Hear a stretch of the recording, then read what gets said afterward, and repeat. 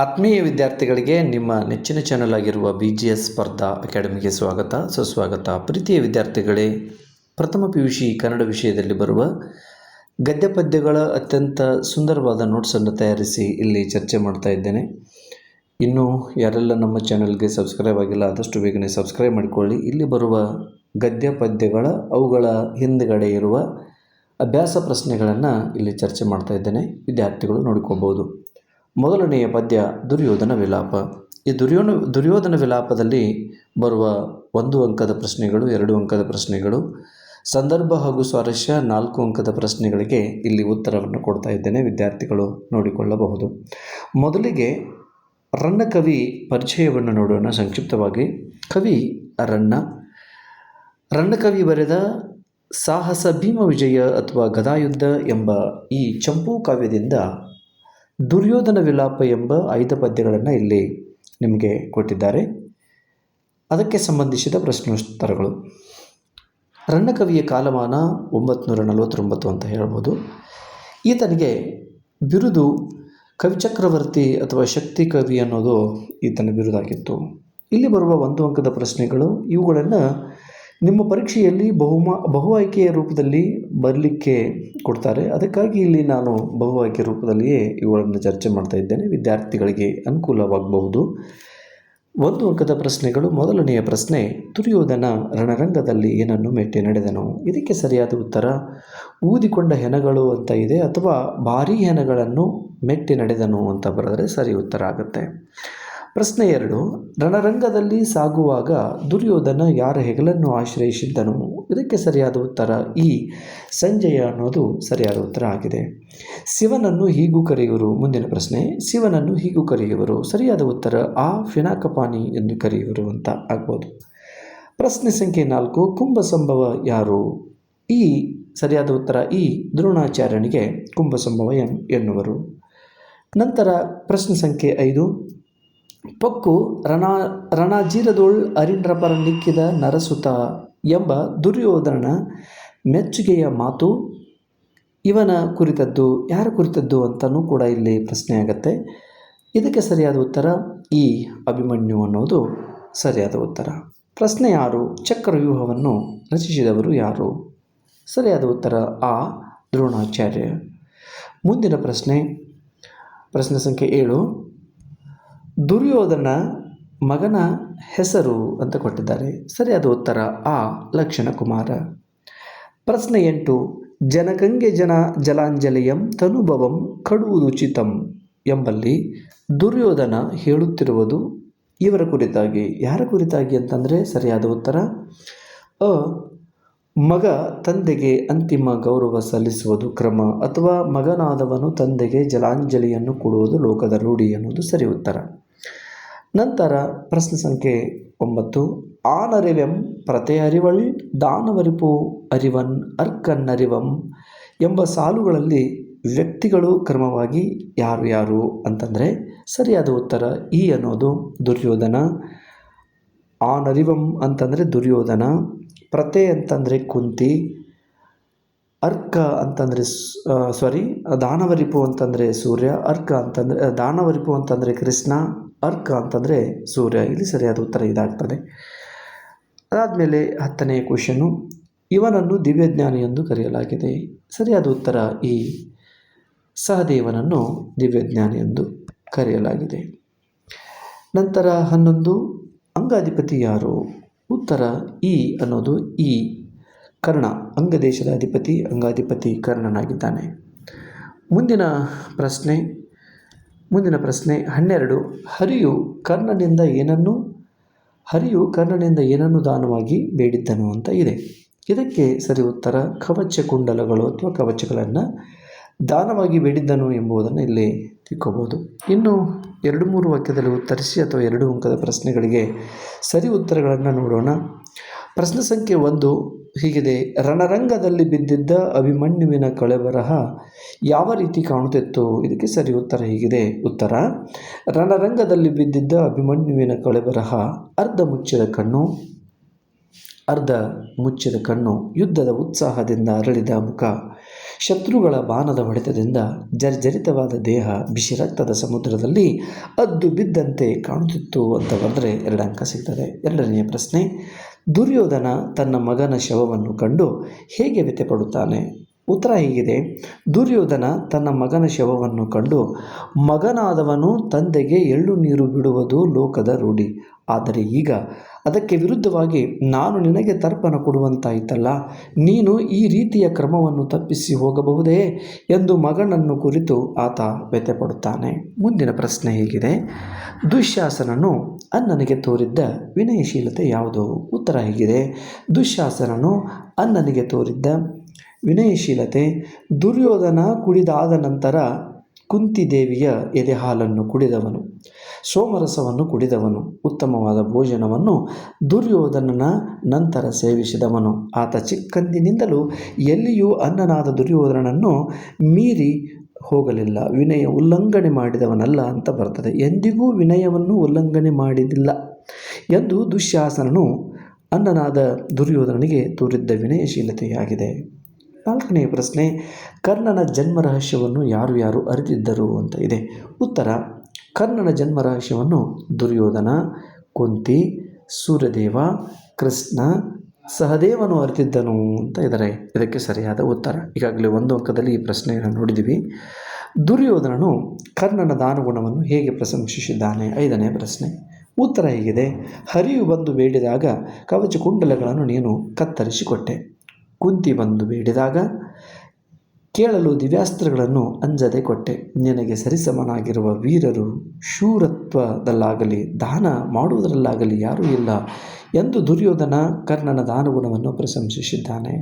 ಮುಂದೆ ಬರುವಂಥದ್ದು ಸಂದರ್ಭ ಸಹಿತ ಸ್ವಾರಸ್ಯದ ಪ್ರಶ್ನೆಗಳು ಅಥವಾ 3 ಅಂಕದ ಪ್ರಶ್ನೆಗಳು. ಸಂದರ್ಭ ಸೂಚಿ, ಸ್ವಾರಸ್ಯ ವಿವರಿಸಿ ಅಂತ ಇದೆ. ನೋಡೋಣ ಹೇಗಿದೆ ಉತ್ತರಗಳು. ಗಾಂಡೀವಿಯಲ್ತು ಪಿನಾಕಪಾನಿಯುಂ ನೆರೆಯನ್.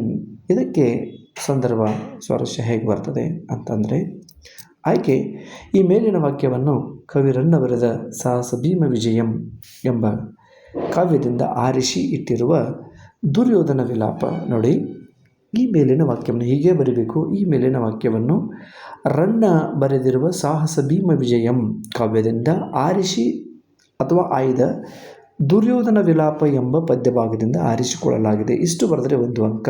ಸಂದರ್ಭ ಹೇಗಿದೆ ಅಂತಂದರೆ, ಕುರುಕ್ಷೇತ್ರ ಯುದ್ಧ ಭೂಮಿಯಲ್ಲಿ ಸಂಜಯನೊಡನೆ ಹೆಣಗಳ ರಾಶಿಯನ್ನು ಏರಿ ಬರುತ್ತಿರುವ ದುರ್ಯೋಧನನು ಬಾಣಗಳ ಹೊಡೆತದಿಂದ ನುಜ್ಜು ನುಜ್ಜಾಗಿ ಬಿದ್ದಿರುವ ದ್ರೋಣರನ್ನು ನೋಡಿ ಮೇಲಿನ ಮಾತನ್ನು ಹೇಳುತ್ತಾನೆ. ಇದಕ್ಕೆ ಸ್ವಾರಸ್ಯ ಈ ರೀತಿಯಾಗಿದೆ: ಯುದ್ಧ ಭೂಮಿಯಲ್ಲಿ ಸತ್ತು ಬಿದ್ದಿರುವ ದ್ರೋಣರನ್ನು ಅಥವಾ ದ್ರೋಣಾಚಾರ್ಯರ ಶವವನ್ನು ಕಂಡ ದುರ್ಯೋಧನನು ಇಂತಹ ಸಾವು ಏಕೆ ಸಂಭವಿಸಿತು ಎಂದು ಚಿಂತಿಸುತ್ತಾ, ನಿಮ್ಮ ಧನುರ್ವಿದ್ಯಾ ಅಥವಾ ಬಿಲ್ವಿದ್ಯಾ ಕೌಶಲ್ಯದ ಎದುರು ಗಾಂಡೀವಿಯಾದ ಅರ್ಜುನನು ಅಲ್ಲ, ಸ್ವತಃ ಶಿವನಾದ ಅಥವಾ ಪಿನಾಕಪಾನಿಯೇ ಪ್ರಳಯ ರುದ್ರನೇ ಎದುರಾಗಿ ಬಂದು ನಿಮ್ಮೊಡನೆ ಹೋರಾಡಿ ಗೆಲ್ಲಲು ಸಾಧ್ಯವಿಲ್ಲವೆಂದು ತಿಳಿದಿದ್ದೇವೆ ಎಂದು ದುಃಖಿಸುತ್ತಾ, ಇಲ್ಲಿ ದ್ರೋಣರ ಸಾವು ಅವರು ಸೋತು ಸತ್ತಿರುವುದಲ್ಲ, ಅದು ತನ್ನ ಕರ್ಮದ ಫಲವೇ ಇರಬೇಕೆಂದು ದುರ್ಯೋಧನನ ನಂಬಿಕೆಯಾಗಿದೆ. ಮುಂದಿನ ಪ್ರಶ್ನೆ ನೋಡೋಣ. ಮುಂದಿನ ಪ್ರಶ್ನೆ, ನಿನ್ನೊರೆಗೆ ದೊರೆಗೆ ಗಂಡರು ಮೊಳರೆ ಅಂತಿದೆ. ಆಯ್ಕೆ ಅದೇ ಆಯ್ಕೆ ಇರ್ತದೆ. ಈ ಮೇಲಿನ ವಾಕ್ಯವನ್ನು ರನ್ನ ಬರೆದಿರುವ ಸಾಹಸ ಭೀಮ ವಿಜಯಂ ಕಾವ್ಯದಿಂದ ಆರಿಸಿ ಇಟ್ಟಿರುವ ದುರ್ಯೋಧನ ವಿಲಾಪ ಎಂಬ ಕಾವ್ಯದಿಂದ ಆರಿಸಿಕೊಳ್ಳಲಾಗಿದೆ. ಸಂದರ್ಭ ಅಂತಂದರೆ, ಕುರುಕ್ಷೇತ್ರ ಯುದ್ಧ ಭೂಮಿಯಲ್ಲಿ ಸತ್ತು ಬಿದ್ದಿರುವ ಅಭಿಮನ್ಯುವಿನನ್ನು ಕಂಡು ದುರ್ಯೋಧನನು ಹೇಳುವ ಮಾತು. ಸ್ವಾರಸ್ಯ ಹೇಗಿದೆ: ಕುರುಕ್ಷೇತ್ರ ಯುದ್ಧದಲ್ಲಿ ತನ್ನವರನ್ನೆಲ್ಲ ಕಳೆದುಕೊಂಡು ಅವರನ್ನು ಕಂಡು ದುಃಖಿಸುತ್ತಾ ಮುಂದುವರೆದು ಬರುತ್ತಾ ದುರ್ಯೋಧನನು ಅಭಿಮನ್ಯುವಿನನ್ನು ಕಂಡು ನೋಡಿ ಎದುರು ಪಕ್ಷದ ಅಥವಾ ಶತ್ರುವಿನ ಮಗನಾದ ಅರ್ಜುನನ ಮಗನಾದರೂ ಅವನ ಪರಾಕ್ರಮವನ್ನು ಮೆಚ್ಚಿ ಗುರು ದ್ರೋಣರು ರಚಿಸಿದ ಚಕ್ರವ್ಯೂಹವನ್ನು ಅರಿತು ಬೇರೆಯವರು ಭೇದಿಸಲು ಅಸಾಧ್ಯವಾಗದಿದ್ದಾಗ, ಅಭಿಮನ್ಯು, ನೀನು ಹೊಕ್ಕು ವೈರಿ ರಾಜ್ಯರನ್ನು ಎದುರಿಸಿ ಹೋರಾಡಿ ನಿನ್ನ ಪರಾಕ್ರಮಕ್ಕೆ ಸರಿಸಮನರಾದ ಯಾರು ಇದ್ದರೆ ಎಂದು ಹೊಗಳುತ್ತಾನೆ. ಹೀಗೆ ದುರ್ಯೋಧನ ವೀರ ಅಭಿಮನ್ಯುವಿನ ಶೌರ್ಯ ಸಾಹಸವನ್ನು ಮೆಚ್ಚಿ ಹೊಗಳುವುದೇ ಇಲ್ಲಿ ಸ್ವಾರಸ್ಯ ಆಗಿದೆ. ಮುಂದೆ 3ನೇ ಪ್ರಶ್ನೆ ಹೀಗಿದೆ: ಕ್ರಮ ವಿಪರ್ಯಂ ಮಾಡುವುದೇ? ಅದೇ ಆಯ್ಕೆ ಇದೆ. ಅದೇ ಆಯ್ಕೆಯನ್ನು ಬರಬೇಕು. ಕವಿ ರನ್ನ ಬರೆದಿರುವ ಸಾಹಸ ಭೀಮ ವಿಜಯಂ ಕಾವ್ಯದಿಂದ ಆರಿಸಿ ಇಟ್ಟಿರುವ ದುರ್ಯೋಧನ ವಿಲಾಪ ಎಂಬ ಪದ್ಯಭಾಗದಿಂದ ಆಯ್ಸಿಕೊಳ್ಳಲಾಗಿದೆ ಅಂತ ಬರೆಯಿರಿ. ಸಂದರ್ಭ: ಕುರುಕ್ಷೇತ್ರ ಯುದ್ಧ ಭೂಮಿಯಲ್ಲಿ ಸತ್ತು ಬಿದ್ದಿರುವ ತನ್ನ ಮಗ ಲಕ್ಷಣಕುಮಾರನನ್ನು ಕಂಡು ದುರ್ಯೋಧನ ಮೇಲಿನ ಮಾತನ್ನು ಹೇಳುತ್ತಾನೆ. ಅಭಿಮನ್ಯುವಿಗೆ ಕೈಗಳನ್ನು ಮುಗಿದು ಮುಂದೆ ಬರುತ್ತಿರುವಾಗ ದುರ್ಯೋಧನನಿಗೆ ತನ್ನ ಮಗ ಲಕ್ಷಣಕುಮಾರರ ನೆನಪಾಗುತ್ತದೆ. ಅಲ್ಲಿಯೇ ಸಮೀಪದಲ್ಲಿ ಬಿದ್ದಿರುವ ತನ್ನ ಮಗ ಲಕ್ಷಣಕುಮಾರನನ್ನು ಕಂಡು ದುರ್ಯೋಧನ, ತಂದೆಯ ಸಾವಿನ ನಂತರ ಮಗನು ತಂದೆಗೆ ತರ್ಪಣ ಬಿಡುವುದು ಕ್ರಮ. ಆದರೆ ಈಗ ಮಗನಾದ ನಿನಗೆ ತಂದೆಯಾದ ನಾನು ತರ್ಪಣ ಕೊಡುವಂತಾಯಿತಲ್ಲ. ನೀನು ಪದ್ಧತಿ ತಪ್ಪುವಂತೆ ಮಾಡಿಬಿಟ್ಟೆಯಲ್ಲ ಕುಮಾರ ಎಂದು ದುಃಖಿಸುತ್ತಾನೆ. ಇಲ್ಲಿ ಮಗನನ್ನು ಕಳೆದುಕೊಂಡ ತಂದೆಯ ದುಃಖವನ್ನು ನೋಡಬಹುದು ಎಂಬುದೇ ಇಲ್ಲಿ ಸ್ವಾರಸ್ಯ ಆಗಿದೆ.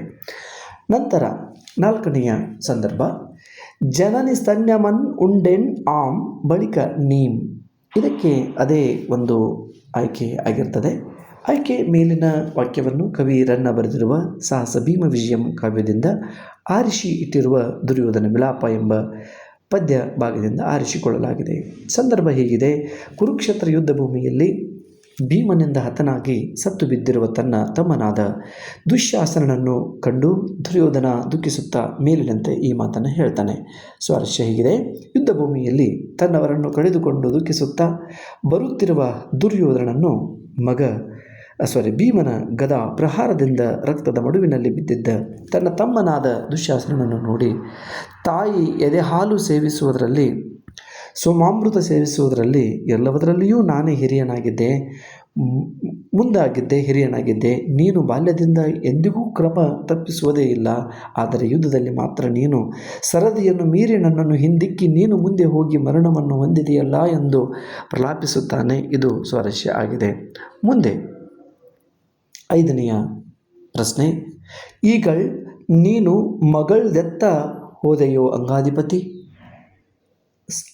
ಮೇಲಿನ ಆಯ್ಕೆಯನ್ನೇ ಬರೀಬೇಕು. ಮೇಲಿನ ವಾಕ್ಯವನ್ನು ಕವಿ ರನ್ನ ಬರೆದಿರುವ ಸಾಹಸ ಭೀಮ ವಿಜಯಂ ಕಾವ್ಯದಿಂದ ಆರಿಸಿ ಇಟ್ಟಿರುವ ದುರ್ಯೋಧನ ವಿಲಾಪ ಎಂಬ ಪದ್ಯಭಾಗದಿಂದ ಆಯ್ದುಕೊಳ್ಳಲಾಗಿದೆ. ಅದೇ ಸಂದರ್ಭ ಆಗಿರ್ತದೆ.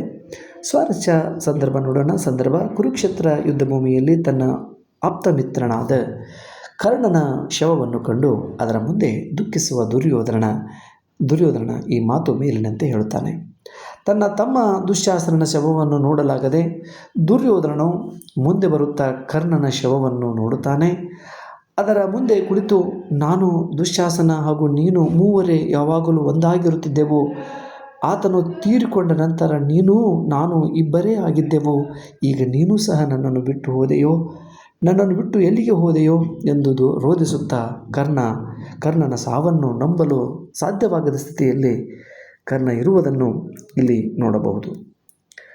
ಮುಂದೆ ಆನರಿವೆಂ ಪ್ರತೆ ಅರಿವಳ್ ಎನ್ನುವಂಥದ್ದು ಮೇಲಿನ ಆಯ್ಕೆಯನ್ನೇ ಇಲ್ಲಿ ಬರೆಯಬೇಕು. ರನ್ನ ಕವಿ ಬರೆದಿರುವ ಸಾಹಸ ಭೀಮ ವಿಜಯಂ ಕಾವ್ಯದಿಂದ ಆರಿಸಿ ಇಟ್ಟಿರುವ ದುರ್ಯೋಧನ ವಿಲಾಪ ಎಂಬ ಪದ್ಯಭಾಗದಿಂದ ಆಯ್ದುಕೊಳ್ಳಲಾಗಿದೆ. ಸಂದರ್ಭ ಹೀಗಿದೆ: ಕುರುಕ್ಷೇತ್ರ ಯುದ್ಧ ಭೂಮಿಯಲ್ಲಿ ತನ್ನ ಆಪ್ತನಾದ ಕರ್ಣನ ಶವವನ್ನು ಕಂಡು ಆದರೆ ಮುಂದೆ ದುಃಖಿಸುವ ಅವನ ಜನ್ಮ ರಹಸ್ಯವನ್ನು ಕುರಿತು ದುರ್ಯೋಧನ ಮೇಲಿನಂತೆ ಹೇಳ್ತಾನೆ. ತನ್ನ ತಮ್ಮ ದುಶ್ಯಾಸನನ ಶವವನ್ನು ನೋಡಲಾಗದೆ ದುರ್ಯೋಧನನು ಮುಂದೆ ಬರುತ್ತಾ ಕರ್ಣನ ಶವವನ್ನು ನೋಡಿ ಅದರ ಮುಂದೆ ಕುಳಿತು ರೋಧಿಸುತ್ತಾ ಕರ್ಣನ ಜನ್ಮ ರಹಸ್ಯವನ್ನು ಕುರಿತು ಹೇಳುತ್ತಾನೆ. ಕರ್ಣ, ನೀನು ಯಾರ ಮಗನೆಂಬುದು ನಾನು ಅರಿತಿರುವೆ. ನಿನ್ನ ತಾಯಿ ಕುಂತಿ ಅರಿತಿರುವಳು. ತಂದೆಯಾದ ಸೂರ್ಯದೇವನಿಗೆ ತಿಳಿದಿದೆ. ರಾಕ್ಷಸರ ಶತ್ರುವಾದ ಕೃಷ್ಣನಿಗೆ ತಿಳಿದಿದೆ. ಕೊನೆಗೂ ದಿವ್ಯಜ್ಞಾನಿಯಾದ ಸಹದೇವನಿಗೆ ಗೊತ್ತಿದೆ. ನಮ್ಮನ್ನು ಬಿಟ್ಟು ಯಾರಿಗೂ ನೀನು ನಿನ್ನ ಜನ್ಮ ರಹಸ್ಯ ತಿಳಿಯಲಿಲ್ಲ ಎಂದು ರೋಧಿಸುವುದು ದುರ್ಯೋಧನ ಇಲ್ಲಿ ರೋಧಿಸುತ್ತಾನೆ. ಇಷ್ಟು ಸಂದರ್ಭ ಸಹಿತ ಸ್ವಾರಸ್ಯದ ಪ್ರಶ್ನೆಗಳು. ವಿಶೇಷತೆ ಏನಂತಂದರೆ, ನಿಮ್ಮ ವಾರ್ಷಿಕ ಪರೀಕ್ಷೆಗೆ ಈ ದುರ್ಯೋಧನ ವಿಲಾಪ ಎಂಬ ಪದ್ಯದ ಮೇಲೆ ಅಧಿಕವಾದ ಅಂಕಗಳನ್ನು ನಿಗದಿಪಡಿಸ್ತಾರೆ. ವಿದ್ಯಾರ್ಥಿಗಳು ಇದರ ಎಲ್ಲ ಪ್ರಶ್ನೋತ್ತರಗಳನ್ನು ತಾವು ಅಚ್ಚುಕಟ್ಟಾಗಿ ತಯಾರಿಸ್ಕೋಬೋದು. 5 ಅಂಕದ ಪ್ರಶ್ನೆಗಳು ಇಲ್ಲಿ ನೋಡೋಣ. 5-6 ವಾಕ್ಯದಲ್ಲಿ ಉತ್ತರಿಸಿ ಅಂತ ಇದೆ. 4 ಅಂಕದ ಪ್ರಶ್ನೆಗಳು: ದುರ್ಯೋಧನ ರಣರಂಗದಲ್ಲಿ ನಡೆದು ಬಂದ ಬಗೆಯನ್ನು ಕವಿ ಹೇಗೆ ವರ್ಣಿಸಿದ್ದಾನೆ. ಇಷ್ಟು ಬರೆದ್ರೆ ನಿಮಗೆ 4 ಅಂಕ ಸಿಗ್ತವೆ. ಉತ್ತರ ಹೀಗಿದೆ: ಕುರುಕ್ಷೇತ್ರದ ಯುದ್ಧ ಭೂಮಿಯಲ್ಲಿ ಎಲ್ಲೆಂದರಲ್ಲಿ ಆಯುಧಗಳು ಮುರಿದು ತುಂಡಾಗಿ ಬಿದ್ದಿದ್ದವು. ಸತ್ತ ದೇಹಗಳಿಂದ ಹರಿದ ರಕ್ತವನ್ನು ಭೂಮಿಯು ಕುಡಿಯಲಾರದೆ ಸಮುದ್ರದಂತೆ ಭೂಮಿಯಲ್ಲೆಲ್ಲ ರಕ್ತವೇ ವ್ಯಾಪಿಸಿಕೊಂಡಿತ್ತು. ಎಲ್ಲಿ ನೋಡಿದರಲ್ಲಿ ಹೆಣಗಳು ರಾಶಿ ರಾಶಿಯಾಗಿ ಬಿದ್ದಿದ್ದವು. ಈ ನಡುವೆ ಯುದ್ಧ ಭೂಮಿಯಲ್ಲಿ ನಡೆದು ಬರುತ್ತಿರುವಾಗ ದುರ್ಯೋಧನನ ಕಾಲಿಗೆ ಮಾಡಿಕೊಳ್ಳಿ, ಕಾಲಿಗೆ ಆಯುಧಗಳು ಚುಚ್ಚಲು, ರಕ್ತವು ತಾಗಲು, ಕಾಲಿಡಲು ಜಾಗವಾಗದೆ ದುರ್ಯೋಧನ ಅಲ್ಲೇ ಬಿದ್ದಿದ್ದ ದೊಡ್ಡ ದೊಡ್ಡ ಗಾತ್ರದ ಹೆಣಗಳನ್ನು ತುಳಿದುಕೊಂಡು ಮುಂದುವರಿದನು. ಹಾಗೆ ಮುಂದುವರಿಯುತ್ತಾ ಹೋದಂತೆ ಯುದ್ಧದಲ್ಲಿ ಭಾಗವಹಿಸಿ ಸತ್ತು ಬಿದ್ದ ಆನೆಗಳು ನೋಡಲು ದೊಡ್ಡ ದೊಡ್ಡ ಬೆಟ್ಟಗಳಂತೆ ಕಾಣುತ್ತಿತ್ತು. ಹೀಗೆ ಬೆಟ್ಟದಂತೆ ಬಿದ್ದಿರುವ ಆನೆಗಳನ್ನು ತುಳಿಯುತ್ತಾ ರಕ್ತದ ನದಿಗಳನ್ನು ದಾಟುತ್ತಾ ಆನೆಗಳ ಸೊಂಡಿಲುಗಳೆಂಬ ಕಪ್ಪು ಬಳ್ಳಿಗಳಲ್ಲಿ ಕಾಲು ಸಿಲುಕಿಕೊಳ್ಳುತ್ತಾ ಅವುಗಳನ್ನು ಲೆಕ್ಕಿಸದೆ ಸಂಜಯನ ಹೆಗಲನ್ನು ಅವಲಂಬಿಸಿ ಗಟ್ಟಿಯಾಗಿ ಹಿಡಿದು ದುರ್ಯೋಧನ ಯುದ್ಧ ಭೂಮಿಯಲ್ಲಿ ನಡೆದು ಬರುತ್ತಾನೆ ಅನ್ನೋದು ಇಲ್ಲಿ ಈ ಪ್ರಶ್ನೆಗೆ ಉತ್ತರ ಆಗಿದೆ. ಎರಡನೆಯ ಪ್ರಶ್ನೆ, ದ್ರೋಣರ ಕಳೆಬರಹವನ್ನು ಕಂಡು ದುರ್ಯೋಧನ ಹೇಗೆ ದುಃಖಿಸುತ್ತಾನೆ? ಕುರುಕ್ಷೇತ್ರ ಯುದ್ಧ ಭೂಮಿಯಲ್ಲಿ ಉತ್ತರ ನೋಡಿ. ಕುರುಕ್ಷೇತ್ರ ಯುದ್ಧ ಭೂಮಿಯಲ್ಲಿ ಸಂಜಯನನ್ನು ಆಶ್ರಯಿಸಿ ಬರುತ್ತಿರುವ ದುರ್ಯೋಧನನು ಮೊದಲಿಗೆ ಶತ್ರುಗಳ ಬಾಣಗಳ ಪ್ರಹಾರದಿಂದ ಜರ್ಜರಿತವಾಗಿರುವ ದ್ರೋಣರ ಶವವನ್ನು ಕಾಣುತ್ತಾನೆ. ಈ ರೀತಿ ಕಂಡ ದ್ರೋಣರ ಶವದ ಮುಂದೆ ಕುಳಿತು ಹೇಳ್ತಾನೆ, ಹುಟ್ಟಿನಿಂದಲೇ ದುಷ್ಟನಾದ ದುಷ್ಟದ್ಯುಮ್ನನು ದ್ರೋಣರಾದ ನಿಮ್ಮ ತಲೆಯ ಕೂದಲನ್ನು ಹಿಡಿದು ತಲೆಯನ್ನು ಕತ್ತರಿಸಿದನು. ನಿಮ್ಮ ಬಿಲ್ವಿದ್ಯಾ ಪ್ರಾವೀಣ್ಯದ ಮುಂದೆ ಅರ್ಜುನನೇ ಅಲ್ಲ, ಪಿನಾಕಪಾಣಿಯಾದ ಶಿವನೇ ಬಂದರೂ ಗೆಲ್ಲಲು ಸಾಧ್ಯವಿಲ್ಲ. ನಿಮ್ಮ ಈ ಮರಣವು ನೀವು ಅಲಕ್ಷಿಸಿದ ಪರಿಣಾಮದಿಂದ ಆಗಿರುವುದಲ್ಲ, ಅದು ನನ್ನ ಕರ್ಮ ಫಲದಿಂದಾಗಿ ಆಗಿದೆ. ನನ್ನಿಂದಾಗಿ ನಿಮಗೆ ಇಂಥ ಮರಣ ಬಂದಿತು ಎಂದು ದುಃಖಿಸುತ್ತಾನೆ. ಮುಂದೆ ಅಭಿಮನ್ಯುವಿನ ಶೌರ್ಯ ಸಾಹಸಗಳನ್ನು ದುರ್ಯೋಧನ ಹೇಗೆ ಹೊಗಳುತ್ತಾನೆ? ಉತ್ತರ ಹೀಗಿದೆ. ಕುರುಕ್ಷೇತ್ರ ಯುದ್ಧ ಭೂಮಿಯಲ್ಲಿ ಅರೆಮುಚ್ಚಿದ ಕಣ್ಣು, ಯುದ್ಧದ ಉತ್ಸಾಹದಿಂದ ಅರಳಿದ ಮುಖ, ಕತ್ತರಿಸಿದ ಕೈಗಳು, ಬಾಣಗಳ ಪ್ರಹಾರದಿಂದ ಜರ್ಜರಿತವಾಗಿ ಅವಡುಗಚ್ಚಿ ಅಥವಾ ದವಡೆ ಕಚ್ಚಿ ಅತ್ಯಂತ ಭಯಾನಕವಾಗಿ ಕಾಣುತ್ತಿದ್ದ ರಕ್ತದ ಮಡುವೆಲ್ಲಿ ಬಿದ್ದಿದ್ದ ಅಭಿಮನ್ಯುವಿನನ್ನು ಕಂಡು ದುರ್ಯೋಧನ ತನ್ನ ವೈರಿಯ ಮಗ ಎನ್ನುವುದನ್ನು ನಿರ್ಲಕ್ಷಿಸಿ ಗುರುಗಳಾದ ದ್ರೋಣರು ರಚಿಸಿರುವಂತಹ ಚಕ್ರವ್ಯೂಹವನ್ನು ಇತರರಿಗೆ ಪ್ರವೇಶಿಸಲು ಅಸಾಧ್ಯವಾಗದೇ ಇದ್ದಾಗ ನೀನು ಅದನ್ನು ಭೇದಿಸಿ ಒಳ ಹೊಕ್ಕಿ ವೈರಿ ರಾಜ್ಯರನ್ನು ನಿನ್ನ ಪರಾಕ್ರಮದಿಂದ ಸದೆಬಡಿದ ಅರ್ಜುನನ ಮಗನಾದ ಅಭಿಮನ್ಯು, ನಿನ್ನ ಪರಾಕ್ರಮಕ್ಕೆ ಸರಿಸಮರಾದ ಪುರುಷರಿರುವರೇ ಈ ಭೂಮಂಡಲದ ಮೇಲೆ? ಅಸಾಮಾನ್ಯ ಬಲದಿಂದ ಕೂಡಿದ ನಿನ್ನ ಪರಾಕ್ರಮ ಬೇರೆ ಯಾರಲ್ಲಾದರೂ ನೋಡಲು ಸಾಧ್ಯವೇ? ನಿನ್ನ ಪರಾಕ್ರಮದ ಒಂದು ಅಂಶವೂ ನನಗೆ ಸಾಧ್ಯವಾಗಲಿ, ನಿನ್ನಂತಹ ವೀರಮರಣವು ನನಗೂ ದೊರೆಯಲಿ ಎಂದು ಹೊಗಳುತ್ತಾನೆ. ಮುಂದಿನ ಪ್ರಶ್ನೆ, ದುರ್ಯೋಧನನು ದುಶ್ಯಾಸನನನ್ನು ಕಂಡು ವ್ಯಕ್ತಪಡಿಸಿದ ಭಾವನೆಗಳಾಗುವು? ಉತ್ತರ ಹೀಗಿದೆ. ಕುರುಕ್ಷೇತ್ರ ಯುದ್ಧ ಭೂಮಿಯಲ್ಲಿ ಭೀಮಸೇನನ ಗದಾ ಪ್ರಹಾರದಿಂದ ರಕ್ತ ಪ್ರವಾಹದಲ್ಲಿ ಸಿಲುಕಿ ಬಿದ್ದಿದ್ದ ತನ್ನ ತಮ್ಮನಾದ ದುಶ್ಯಾಸನನ ಶವವನ್ನು ಕಂಡ ದುರ್ಯೋಧನನು, ನಿನ್ನನ್ನು ಕೊಂದವನು ಇನ್ನೂ ಬದುಕಿದ್ದಾನೆ, ನಿನ್ನನ್ನು ಕೊಂದವನನ್ನು ಬಡಿದು ಕೊಲ್ಲದೆ ನಾನು ಇನ್ನೂ ಬಿಟ್ಟಿದ್ದೇನೆ. ನಾನು ನಿನ್ನ ಪ್ರೀತಿಗೆ ಅರ್ಹನಲ್ಲ. ನೀನು ನನ್ನಲ್ಲಿ ಎಷ್ಟೊಂದು ಪ್ರೀತಿಯನ್ನು, ಸಜ್ಜನಿಕೆಯನ್ನು, ಗೌರವವನ್ನು ಇಟ್ಟಿದ್ದೆ. ನಾನು ಅದಕ್ಕೆ ತೋರಿದ ಪ್ರೀತಿ ಇದೆಯೇ?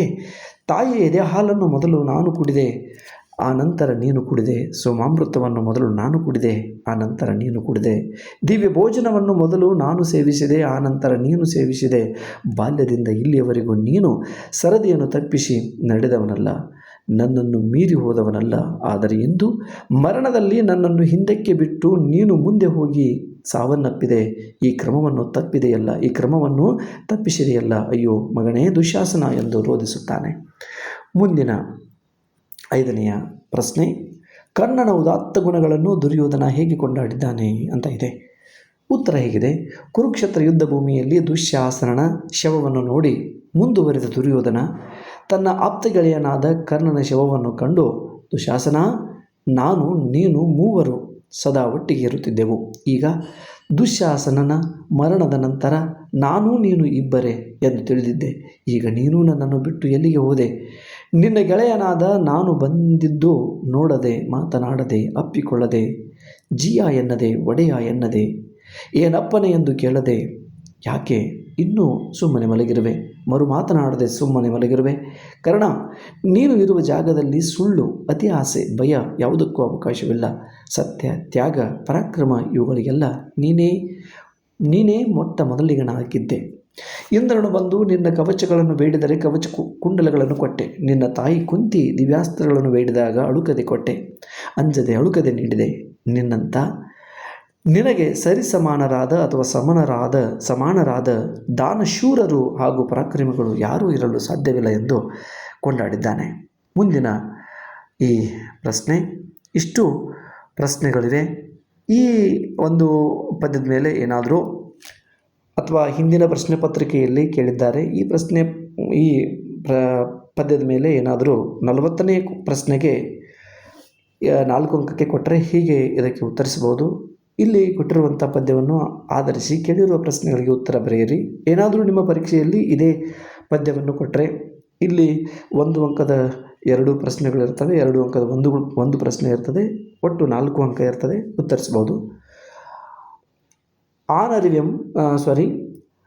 ಅರಿಯಮೆ ಬಿಲ್ಲ ಬೆನ್ನನಕೆ ಗಾಂಡಿವಿಯಲ್ತು ಪಿನಾಕಪಾನಿಯುಂ ನೆರೆಯನ್ ಎದಿರ್ಚಿ ನಿಮ್ಮೊಡನೆ ಕಾದಿ ಗೆಲಲ್ಕದು ನಿಮ್ ಉಪೇಕ್ಷೆಯನ್ ಅರಿಯೇಂ ಏನ್ ಇದೆನ್ನ ಕರ್ಮವಶಮೆನ್ ಅರಿಯೇಂ ನಿಮಗಿಂತು ಸಾವು ಮೀ ತೆರದಿನ ಕಾರಣಂ ನೆರೆಯೇ ಸಂಭವಿಸಿರ್ತದೋ ಕುಂಭ ಸಂಭವ. ಇಲ್ಲಿ ಪ್ರಶ್ನೆ ಹೀಗಿದೆ ನೋಡಿ, ಗಾಂಡಿವಿ ಎಂದರೆ ಯಾರು? ಗಾಂಡಿವಿ ಎಂದರೆ ಉತ್ತರ ಅರ್ಜುನ ಆಗಿದ್ದಾನೆ. ನಿಮ್ಮ ನಿರ್ಲಕ್ಷ್ಯದಿಂದ ನಿಮಗೆ ಸೋಲಾಗಿಲ್ಲ ಎಂದು ದುರ್ಯೋಧನ ಯಾರಿಗೆ ಹೇಳುತ್ತಾನೆ? ಉತ್ತರ ದ್ರೋಣಾಚಾರ್ಯರಿಗೆ ಹೇಳುತ್ತಾನೆ. 2 ಅಂಕದ ಪ್ರಶ್ನೆ ಹೇಗಿದೆ ನೋಡಿ, ದ್ರೋಣರಿಗೆ ಸಾವು ಹೇಗೆ ಬಂತು ಎಂಬುದನ್ನು ಮೇಲಿನ ಸಾಲುಗಳಲ್ಲಿ ಹೇಗೆ ಹೇಳಲಾಗಿದೆ? ಹುಟ್ಟಿನಿಂದಲೇ ದೃಷ್ಟ ದ್ಯುಮ್ನನು ದ್ರೋಣರಾದ ನಿಮ್ಮ ತಲೆಯ ಕೂದಲನ್ನು ಹಿಡಿದು ತಲೆಯನ್ನು ಕತ್ತರಿಸಿದನು. ನಿಮ್ಮ ಬಿಲ್ವಿದ್ಯಾ ಪ್ರಾವೀಣ್ಯದ ಮುಂದೆ ಅರ್ಜುನನೇ ಅಲ್ಲ, ಪಿನಾಕಪಾಣಿಯಾದ ಶಿವನೇ ಬಂದರೂ ಗೆಲ್ಲಲು ಸಾಧ್ಯವಿಲ್ಲ. ನಿಮ್ಮ ಈ ಮರಣವು ನೀವು ನಿರ್ಲಕ್ಷಿಸಿದ ಪರಿಣಾಮದಿಂದಾಗಿರುವುದಿಲ್ಲ, ಅಥವಾ ಹೀಗೆ ಸಾಯಬೇಕೆಂಬುದು ನಿಮ್ಮ ಉಪೇಕ್ಷೆಯಾಗಿತ್ತೇ? ಅದು ನನ್ನ ಕರ್ಮ ಫಲವೇ?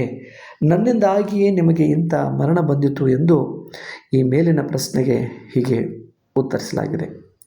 ಇನ್ನೊಂದು ಪ್ರಶ್ನೆ ಇದೆ ಪದ್ಯದ ಮೇಲೆ. ಅನೃತಂ ಲೋಭಂ ಭಯಮೇಂ ಎಂಬಿನಿತು ನೀನಿರ್ದು ನಾಡುಳ್ ಇರ್ಕುಮೆ ರವಿನಂದನ ನಿನ್ನ ಚಾಗ ಮೆನ್ಮೆ ಎಂಬಿನಿತರ್ಕಂ ನೀನೇ ಮೊದಲಿಗನಾದೈ. ಉತ್ತರ, ಅನೃತ ಮತ್ತು ಲೋಭ ಎಂದರೇನು? ಅನೃತ ಎಂದರೆ ಸುಳ್ಳು, ಲೋಭ ಅಂದರೆ ದುರಾಸೆ. ರವಿನಂದನ ಎಂದರೆ ಯಾರು? ಉತ್ತರ, ಸೂರ್ಯ. ನಂತರ ಕರ್ಣನ ಉದಾತ್ತ ಗುಣಗಳನ್ನು ದುರ್ಯೋಧನ ಹೇಗೆ ಹೊಗಳಿದ್ದಾನೆ? ಉತ್ತರ ಹೇಗಿದೆ, ಕರ್ಣ, ನೀನು ಇರುವ ಜಾಗದಲ್ಲಿ ಸುಳ್ಳು ಇಲ್ಲ, ಅತಿ ಆಸೆ ಇಲ್ಲ, ಭಯ ಇಲ್ಲ, ಯಾವುದಕ್ಕೂ ಅವಕಾಶವಿಲ್ಲ. ತ್ಯಾಗ, ಸತ್ಯ, ಪರಾಕ್ರಮಗಳು ಇವೆಲ್ಲವೂ ನೀನಿದ್ದ ಸ್ಥಳದಲ್ಲಿ ಇರುವವು. ಇವುಗಳಿಗೆಲ್ಲ ನೀನೇ ಮೊಟ್ಟ ಮೊದಲಿಗನಾಗಿದ್ದೆ. ಇಂದ್ರನು ಬಂದು ನಿನ್ನ ಕವಚಗಳನ್ನು ಬೇಡಿದರೆ ಕವಚಗಳನ್ನು ಕೊಟ್ಟೆ. ನಿನ್ನ ತಾಯಿಯಾದ ಕುಂತಿ ದಿವ್ಯಾಸ್ತ್ರಗಳನ್ನು ಬೇಡಿದರೆ ಅಳುಕದೆ ಕೊಟ್ಟೆ, ಅಂಜದೆ ನೀಡಿದೆ. ನಿನ್ನಂಥ ನಿನಗೆ ಸರಿಸಮಾನರಾದ ದಾನಶೂರರು ಹಾಗೂ ಪರಾಕ್ರಮಿಗಳು ಯಾರೂ ಇರಲು ಸಾಧ್ಯವಿಲ್ಲ ಎಂದು ದುರ್ಯೋಧನ ಆತನನ್ನು ಕೊಂಡಾಡಿದ್ದಾನೆ. ಇಷ್ಟು ನಿಮ್ಮ ಪ್ರಥಮ PUCಯಲ್ಲಿ ಬರುವ ದುರ್ಯೋಧನ ವಿಲಾಪದ ಮೇಲೆ ಬಂದಿರುವಂಥ ಪ್ರಶ್ನೆ ಮತ್ತು ಉತ್ತರಗಳು. ವಿದ್ಯಾರ್ಥಿಗಳು ಇವುಗಳನ್ನು ಬರೆದಿಟ್ಟುಕೊಂಡು ಪರೀಕ್ಷೆಯಲ್ಲಿ ಒಳ್ಳೆಯ ಅಂಕಗಳನ್ನು ಗಳಿಸಬಹುದು. ಇಂತಿ ನಿಮ್ಮ ಭೀಮಣ್ಣ ಸರ್, BGS ಸ್ಪರ್ಧಾ ಅಕಾಡೆಮಿ. Thank you.